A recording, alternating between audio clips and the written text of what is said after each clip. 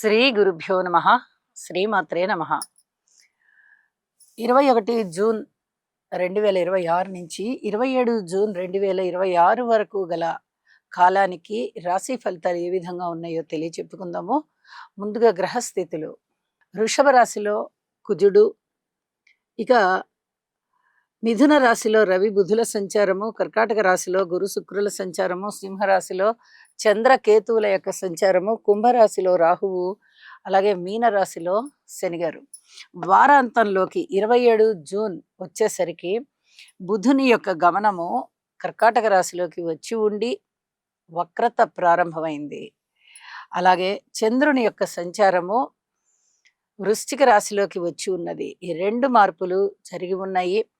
అలాగే గ్రహ సమ్మేళనాల యొక్క ఫలితాలను తీసుకున్నట్టయితే రవి బుధుల యొక్క సంచారము కలయిక మిథున రాశిలో జరుగుతూ బుధ ఆదిత్య యోగాన్ని తెలియచెప్తోంది. ఇది ఏ రాశి వారికైనా కూడా మంచి ఫలితాలనే ఇస్తుంది. బుధుడు స్వస్థానంలో కూడా ఉన్నారు.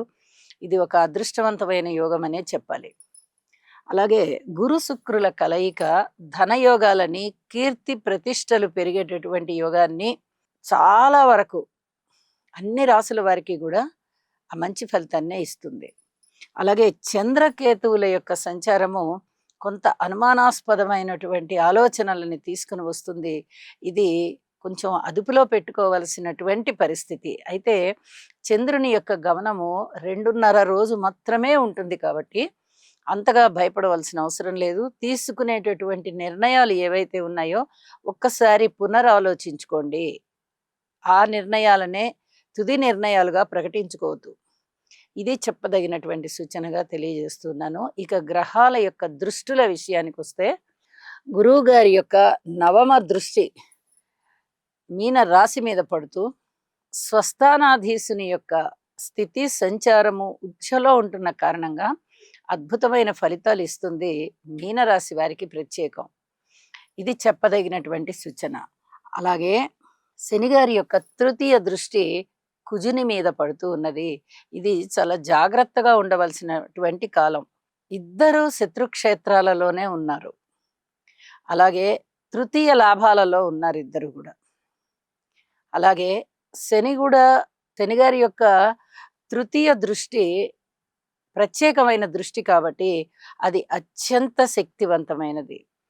కాబట్టి ఈ రోడ్డు ప్రమాదాల విషయంలో, వాహనాల కొనుగోలు అమ్మకాల విషయంలో, అలాగే వాహనాలు నడిపే విషయంలో, వాహనాలలో ప్రయాణించే విషయంలో, ఇళ్ళు, స్థలాలు, పొలాలు ఇలాంటి స్థిర చరాస్తుల కొనుగోలు అమ్మకాల విషయంలో, శస్త్రచికిత్సల విషయంలో అత్యంత జాగ్రత్తగా ఉండవలసినటువంటి కాలంగా తెలియచెప్తూ ఉన్నాను. శని కుజ స్తోత్ర పారాయణాలు చేసుకోండి. ఇది ప్రతి రాశి వారు చేసుకోవడం అనేది చాలా చాలా మంచిది అని చెప్పి తెలియజేస్తూ ఉన్నాను. ఇక కుజుని యొక్క దృష్టిని పరిశీలించినట్టయితే చంద్రకేతువుల మీద పడుతోంది. ఇది మాతృవర్గ రీత్యా ఎవరైనా కానీ మాతృవర్గ రీత్యా కొంచెం వినయ విధేయతలు ఎక్కువగా చూపించవలసినటువంటి కాలము కాబట్టి జాగ్రత్తగా ఉండండి అని మటుకు తెలియచెప్తాను.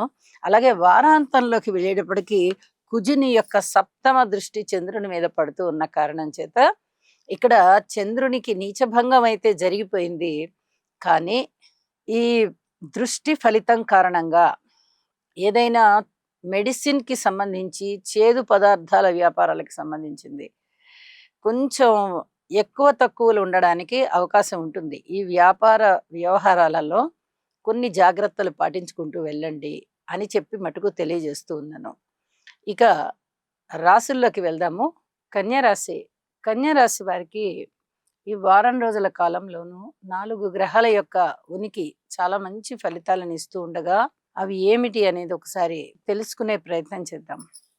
షష్ఠ స్థానంలో రాహు బాగున్నారు.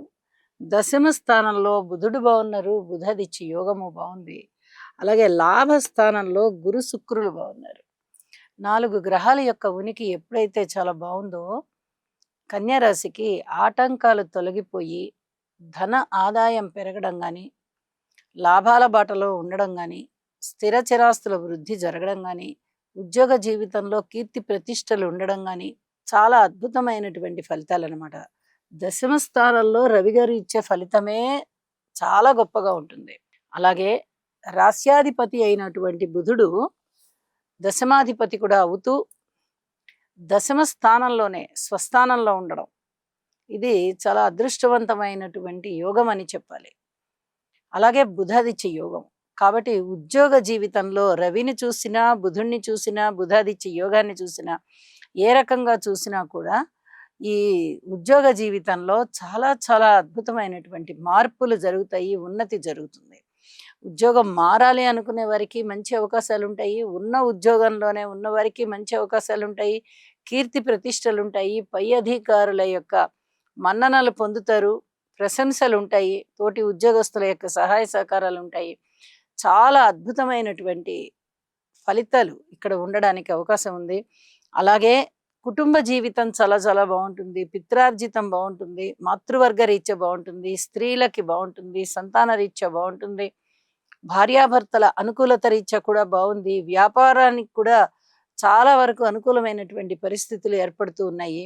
ఇక రాహు గారి సంచారం వల్ల కూడా అనుకోని విధంగా లాభాల బాటలో ఉన్నారు మీరు అని చెప్పి తెలియచెప్పడం జరుగుతోంది. ఎన్నో అంశాలు బాగున్నాయి. ఇన్ని అంశాలు బాగున్నప్పుడు ఇక మనం వెనక్కి తిరిగి చూసుకోనవసరం లేదు. ఒక్క శని గారికి మటుకు స్తోత్ర పారాయణాలు చెయ్యండి, హనుమాన్ చాలీసా పారాయణ చెయ్యండి. అలాగే కార్మికులు, కర్షకులు, చేతి వృత్తుల వారు ఇత్యాది వారందరికీ కూడా చాలా అనుకూలమైనటువంటి కాలం అని చెప్పి తెలియజెప్తూ ఉన్నాను. విదేశీయానాలు బాగున్నాయి, ఉన్నత విద్య బాగుంది, అన్ని విధాలుగాను మనసుకి ప్రశాంతత కలిగించేటటువంటి అంశాలు ఉంటాయి. వారాంతంలోకి వెళ్ళేటప్పటికీ లాభస్థానంలోకి బుధుడు వచ్చి చేరారు, మరిన్ని అనుకూలతలు ఉండడానికి అవకాశం ఉంది.